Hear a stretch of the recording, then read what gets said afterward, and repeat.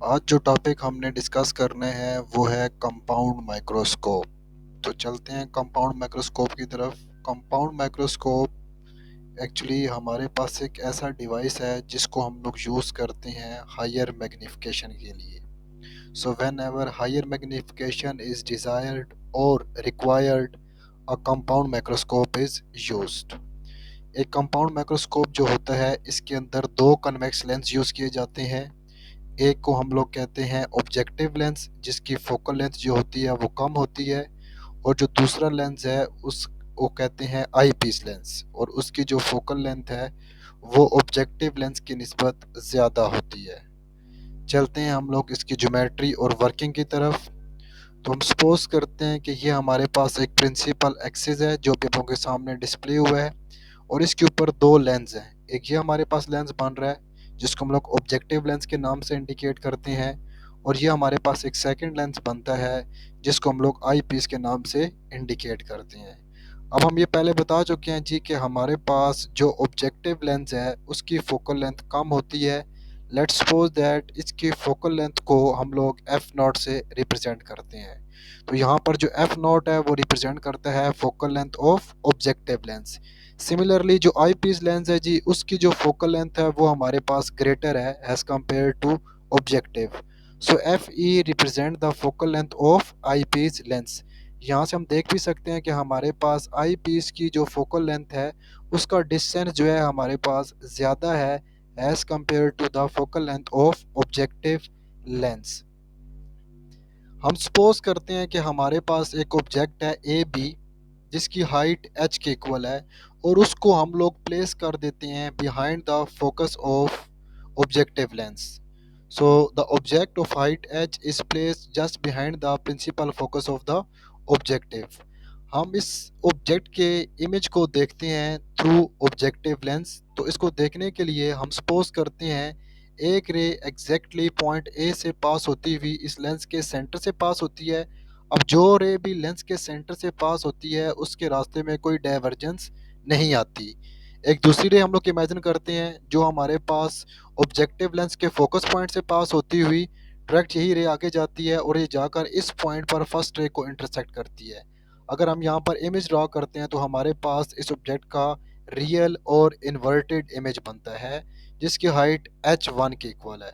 अगर एक और पॉइंट यहाँ पे अगर हम गौर से देखें तो जो इमेज बन रहा है ऑब्जेक्ट ए बी का वो बनता है inside the focal length of eyepiece lens. तो याद रखिएगा जी ये कंपाउंड माइक्रोस्कोप की वर्किंग के लिए बहुत ज़रूरी है कि जो रियल ऑब्जेक्ट होता है उसका इमेज जो है वो आई पीस लेंस की फोकल लेंथ के इनसाइड पर हर सूरत में बनना चाहिए। So a real and magnified image of height h1 of the object at a place situated within the focal point of the eyepiece lens। ये जो इमेज बन रहा है ये बनता है inside the focal length of eyepiece lens. उसके बाद हमारे पास ये जो इमेज बना हुआ है जिसकी हाइट h1 है, ये अब बिहेव करता है as a object for eyepiece lens. तो अब हम लोग इस इमेज को दोबारा फिर ऑब्जर्व करते हैं। मतलब अब h1 जो है जिस इमेज की हाइट है ये अब बिहेव कर रहा है as a object for eyepiece lens. तो अब हम लोग आई पीस लेंस से इसका इमेज देखते हैं, और जो इसका इमेज हमारे पास बनता है जी उसकी हाइट हमारे पास h2 के इक्वल होती है, और वो h1 की रिस्पेक्ट से हमारे पास इमेजिनरी इमेज बन रहा होता है और इरेक्ट इमेज बन रहा होता है। इसकी जो हाइट है वो h2 के इक्वल है, और उसको हम लोग इंडिकेट करते हैं a2 b2 के लिहाज से जी। So the image of height h1 behave has a object for eyepiece lens and form a final image of height h2। तीसरा पॉइंट, नॉर्मल एडजस्टमेंट जो होती है हमारे पास इस कंपाउंड माइक्रोस्कोप की, तो हम ये कहते हैं कि हमारे पास ये जो फाइनल इमेज बनता है जिसकी हाइट जो है वो h2 के इक्वल है, ये आई पीस लेंस से नियर पॉइंट के ऊपर जाकर बनता है। नियर पॉइंट का मतलब ये है कि जो इसका डिस्टेंस बनता है वो मैक्सिमम 25 सेंटीमीटर बनता है, इससे ज़्यादा नहीं बनता। So in normal adjustment the eyepiece is position so that the final image is formed at the near point of the eye at a distance D के इक्वल बन जाता है। अब नेक्स्ट पॉइंट ये है जी कि हम लोगों ने इनकी मैग्निफिकेशन फाइंड करनी है, angular magnification of compound microscope. अब एंगुलर मैग्निफिकेशन के लिए जो फार्मूला हमें अच्छे तरीके से पता है जी, m is equal to tan theta E divide by tan theta. अब इस रिलेशन के अंदर थीटा ई क्या चीज़ है और थीटा क्या चीज़ है, इसके बारे में हम यहाँ से देख सकते हैं। Theta E is the angle subtended by the final image of height h2 and theta is the angle that the object of the height h subtended at the I if placed at a near point D। अगर मैं आपको इसी चीज़ को explain करूं इस figure से, तो theta जो है वो बेसिकली यहाँ पे एंगल बन रहा होता है जो ऑब्जेक्टिव लेंस बना रहा होता है for the case of object. अब थीटा अगर यहाँ पे एंगल बन रहा हो हमारे पास, तो हम यहाँ से देख सकते हैं कि ये एंगल जो है tan theta is equal to होगा हमारे पास हाइट डिवाइड बाय डिस्टेंस, मतलब h डिवाइड बाय d हमारे पास बन जाता है। सिमिलरली जो थीटा ई एंगल बनता है वो आई पीस बना रहा है और वो एंगल हमारे पास इस पॉइंट पे बन रहा होता है जहाँ पे ये कर्सर इस टाइम मैं मूव कर रहा हूँ। यहाँ से अगर हम tan थीटा फाइंड करते हैं तो वो हमारे पास बन जाएगा h1 divided by this distance. ठीक है जी, सॉरी, ये जो थीटा ई हमारे पास बनेगा ये एंगल हमारे पास इसके रिस्पेक्ट से बन रहा होता है h2 डिवाइड बाय डी के रिस्पेक्ट से हमारे पास एंगल बन रहा होता है, क्योंकि हम लोग इमेज बना रहा होता है विद आई पीस लेंस।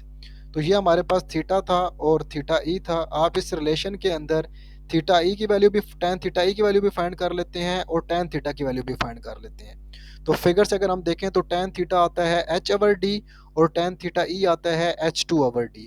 आप इन दोनों वैल्यूज को पुट कर दें इक्वेशन नंबर 1 के अंदर, तो आपके पास m इज इक्वल टू आ जाएगा h2 ओवर h। यहाँ पे देखें तो ये d और d की आपस में कैंसिलेशन भी हो रही है।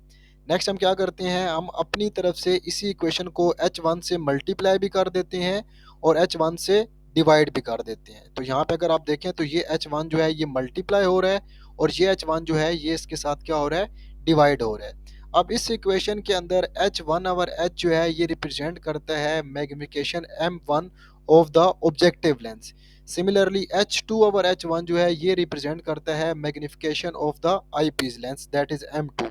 तो उसका ये मतलब है कि फिर m जो है वो इक्वल टू आ जाता है m1 क्रॉस m2 के इक्वल आ जाता है। अब m1 जो है ये हमारे पास सिंपल मैग्निफिकेशन है जिसका फार्मूला होता है q ओवर p, और आई पीस जो है ये अब हमारे पास इसकी जो मैग्निफिकेशन आएगी वो सेम हमारे पास ऐसी आएगी जिस तरीके से सिंपल माइक्रोस्कोप की आई थी 1 plus D over F E. ये दोनों वैल्यू यहाँ पर सब्सिट्यूट करवा दें तो आपके पास कंपाउंड माइक्रोस्कोप की मैग्निफिकेशन आ जाएगी। यहाँ से अगर हम देखें तो कंपाउंड माइक्रोस्कोप की जो मैग्निफिकेशन है जी वो कुछ पैरामीटर्स के ऊपर डिपेंड कर रही है, जिसमें जो मेजर पैरामीटर है वो आई पीस लेंस की फोकल लेंथ है। तो जितनी आई पीस फोकल लेंथ ज़्यादा होगी उसकी मैग्निफिकेशन हमारे पास उतनी ही कम होती है जी। Thank you.